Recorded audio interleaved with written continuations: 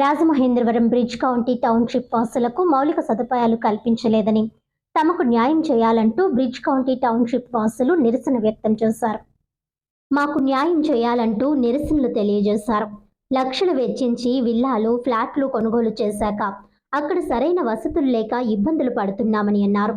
రాజానగరం మండలం దివాన్ చెరువు జాతీయ రహదారిలో ఉన్న బ్రిడ్జ్ కౌంటీ టౌన్షిప్ సరైన వసతులు సమకూర్చలేకపోవడంతో నిరసన వ్యక్తం చేశారు.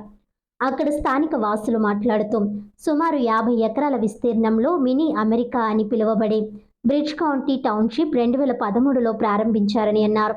ప్రజ్ఞ రివర్ బ్రిడ్జ్ డెవలపర్స్ ఈ టౌన్షిప్ను చేపట్టిందని, దీనిలో రిటైర్ ఉద్యోగులు విల్లాలు, ఫ్లాట్లు కొనుగోలు చేశారని, నిర్మాణ పనుల్లో భాగంగా పార్కులు, shopping centre, club, gym, swimming pool, మంచినీటి సౌకర్యం, 24 గంటలు సెక్యూరిటీ తదితర మౌలిక సదుపాయాలు ఉంటాయని, 2017 నాటికి అన్నీ పూర్తవుతాయని అన్నారని, అనగా దశాబ్ద కాలం గడిచినా కనీస సౌకర్యాలు సమకూర్చలేదని, ఎన్నో ఇబ్బందులను ఎదుర్కొంటున్నామని అసోసియేషన్ సభ్యులు మీడియాకు వెల్లడించారు. క్లబ్ హౌస్ కి వేరుగా డబ్బు తీసుకొని నేటికి అక్కడ పునాది రాయి కూడా వేయలేదని అన్నారు. బిక్కుబిక్కుమంటూ బ్రతుకు వెళ్లదీస్తున్నామని బ్రిడ్జ్ కౌంటీ వాసులు ఆవేదన వ్యక్తం చేశారు.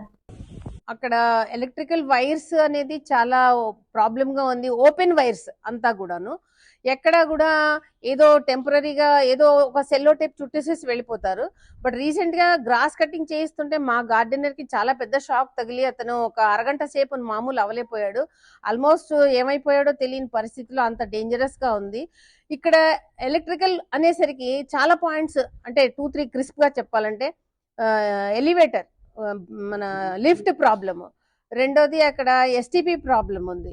ఇవన్నీ కూడా దీనికి చాలా అర్జెంటుగా వార్ ఫుట్ మీద చాలా ఎసెన్షియల్గా అర్జెన్సీగా ఉంది. ఇదంతా కూడా మా దగ్గర మెయింటెనెన్స్ అంతా కూడా పక్కాగా తీసుకుంటున్నారు. మేము కూడా 100% ఎవ్రీ మంత్ రెగ్యులర్గా పే చేస్తున్నాం. But we are not getting any facilities. 2500 maintenance pay చేస్తున్నామండి ప్రతి నెల. ఇది కాకుండా వేరే మేము స్పెషల్ సెక్యూరిటీ కూడా పెట్టుకున్నాం. ఇది కమ్యూనిటీ అనేసి అన్నారు, అని తీసుకున్నామండి మేము. బ్రిడ్జ్ కమ్యూనిటీ అంటే బ్రిడ్జ్ కౌంటీ అంటే కమ్యూనిటీ కదండి. కమ్యూనిటీ లాగే నాకు అసలు అనిపించట్లే. ఎందుకంటే కమ్యూనిటీ అంటే ఒక ప్లంబర్ ఉండాలి, ఒక ఎలక్ట్రీషియన్ ఉండాలి. ఏదైనా ప్రాబ్లం అయితే ఎవరు వెంటనే రారు. 2 days అయినా 3 days అయినా రారు. ఎన్నిసార్లు ఫోన్ చేసినా ఫోన్ ఎత్తరండి. ముందు ఎవరు ఫోన్ ఎత్తరు. ఇచ్చే నంబర్లు బోల్డ్ నంబర్లు ఇచ్చారు, ఎవరు ఫోన్ ఎత్తరు. చిరాకు వస్తుంది, చాలా చిరాకు వచ్చేస్తుందండి. మెయింటెనెన్స్ కరెక్ట్గా కడుతున్నాము. అప్పుడు ఇచ్చిన ఎమ్యూనిటీస్లో ఏవి కూడా ఫుల్ఫిల్గా చేయలేదండి ఇప్పటి వరకు కూడా. 2016లో తీసుకున్నాను. నేను A65 విల్లాలో ఉంటాను. నేను ఓనర్స్ వెల్ఫేర్ అసోసియేషన్ ప్రస్తుత ప్రెసిడెంట్ని. వెళ్ళాము. రేరాని కూడా వీళ్ళు మసిబూసి మారేడికాయ చేసి వాళ్ళు రిపోర్ట్ కూడా ఇవ్వకుండా దాన్ని ఇబ్బంది పెట్టారు. ఎందుకంటే మొన్న మీటింగ్లో రేరాకి వెళ్ళారని మమ్మల్ని అడిగారు. దానికి కూడా ఎవరు రిప్లై ఇవ్వరండి. అందరికీ ఆర్టీఐ యాక్ట్లో ఇన్ఫర్మేషన్ కలెక్ట్ చేసుకుంటే దీనికి ప్రాబ్లం ఏంటంటే బైఫర్కేట్ అయిన తర్వాత వచ్చేటప్పటికి కాగితాలు ఎవరి దగ్గర ఉన్నాయో కూడా ఎవరికి తెలియని పరిస్థితిలో ఉంది. దీని ఓనర్స్ ఎవరో తెలియదు, వాళ్ళ ఫోన్ నెంబర్లు ఇవ్వరు. ఇక్కడ పనిచేసే మెయింటెనెన్స్ వాళ్ళు, ఇన్ఛార్జ్ వాళ్ళు తప్పించి ఇంకెవరి నెంబర్లు తెలియవు. ఈమెయిల్స్ పెడుతున్నా కూడా దాటికి రిప్లై ఇవ్వరు. ఇవి చెయ్యండి, మేము సహాయశక్తులా వీళ్ళ చేత పని చేయించుకోవడానికి ఇన్నాళ్ళు చూసాము. ఇంకా మాకు ఓపిక నశించి వీళ్ళు ఎవరు రిప్లై ఇవ్వట్లేదు. దానికి మనం పేపర్కి వెళ్ళకపోతే, పబ్లిక్లోకి వెళ్ళకపోతే ఇబ్బంది పడతామన్న ఉద్దేశంతో చేసామండి. వీళ్ళకి వచ్చిన ఇబ్బంది ఏంటంటే ఇక్కడ వీళ్ళకే బ్యాంక్ లోన్స్ దొరకట్లేదండి. వీళ్ళ పేరు అంత గొప్పగా ఉంది ఇక్కడ ఉందండి. 2012 నుంచి ఇప్పుడు ఇంచుమించు 12 ఏళ్ల నుంచి మేము అవస్థపడుతున్నాం. అసలు ఒకప్పుడైతే ఒక ఏసీ కూడా పనిచేసేది కాదండి. గొడవ చేస్తే వాళ్ళందరినీ చేస్తే అండర్ గ్రౌండ్ కేబుల్ అని వేశారు. మీరు వెళ్ళినప్పుడు చూడండి, ప్రతి కేబుల్ ఎక్కడో అక్కడ ఓపెన్ అయిపోయి ఉంటుంది. చెయ్యేస్తే షాక్ కొట్టేటట్టు ఉంటుంది. ఎస్టీపీ పనిచేయదండి, sewage treatment plant. Water HNS power system అని చెప్పి పెట్టారు. దాని బోర్డులు ఉండవు, పిఎల్సి బోర్డులు ఉండవు. మేము పేపర్కి వెళ్ళామని మొన్న మా దగ్గర నుంచి వాటర్ బోర్డు పీకేసి 2 రోజులు వాటర్ ఉండదని చెప్పాడు. మేము అందరం వెళ్ళి గొడవ చేస్తే 2 గంటల్లో రిపేర్ అయిపోయిందని చేశాడు. పిఎల్సి బోర్డు 2 గంటల్లో రిపేర్ అయిపోవడం అన్నది ఉండదు. మళ్ళీ అదే బోర్డు తీసుకొచ్చి పెట్టి మాకు వాటర్ ఇచ్చాడు. మెయింటెనెన్స్ ఒక్కొక్కళ్ళం 1500 నుంచి 2000 కడుతున్నామండి. రోడ్లు తొడవరు, ఎక్కడ బుషులు క్లియర్ చేయరు. మీరు వెళ్ళినప్పుడు అన్నీ చూడండి, పాములు స్వైర విహారం చేస్తున్నాయి.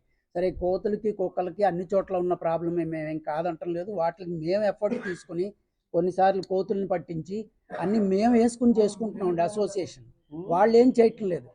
అయితే మేము మా పాప జిఎస్ఎల్లో చదువుతుంది, మేము అందుకనే ఇక్కడ తీసుకుంటాం జరిగిందండి. మేము వచ్చినప్పుడైతే చాలా మినీ అమెరికానే అని అన్నారు. మినీ అమెరికా కాదు కదా, కనీసం ఆంధ్రాలో ఉన్నటువంటి సౌకర్యాలు కూడా ఇందులో ఉండవు. ప్రతిదీ ఏది కావాలన్నా మేము 15 కిలోమీటర్లు రాజమండ్రి వెళ్ళి రావాలి. మెయిన్ లేడీస్ అంటే ఏది ఇక్కడ దొరకవు. కనీస అవసరాలు అంటారు, మెడికేషన్ ఉండదు. అర్జెంటుగా ఏ పాము ఏదైనా వచ్చి మమ్మల్ని ఎవరినైనా కుట్టినా కూడా కనీసం ఇక్కడ మెడికేషన్ అనేది జరగదు. మెడికల్ షాప్ అనేది మాకు అవైలబుల్ లేదు ఇక్కడ. పోస్టల్ కానీ ఏదైనా కూడా మేము ప్రతి దానికి కూడా చాలా దూరం, వ్యయ ప్రయాసాలకు ఓర్చుకుని దూరంగా వెళ్లాల్సి వస్తుంది. ప్రశాంతంగా ఉంటుంది అంటారు, ఆ ప్రశాంతత అంటే ఇక్కడ కనీసం లేదనే చెప్పాలి. స్పందించకపోతే శాంతియుతంగా, ఇప్పుడు మేము శాంతియుతంగానే చేసాం, దీన్ని ఇంకా అగ్రెసివ్గా తీసుకోవాల్సి వస్తే దీన్ని ఫర్దర్ శాంతియుత ధర్నాకి వెళ్దామని అనుకుంటున్నామండి.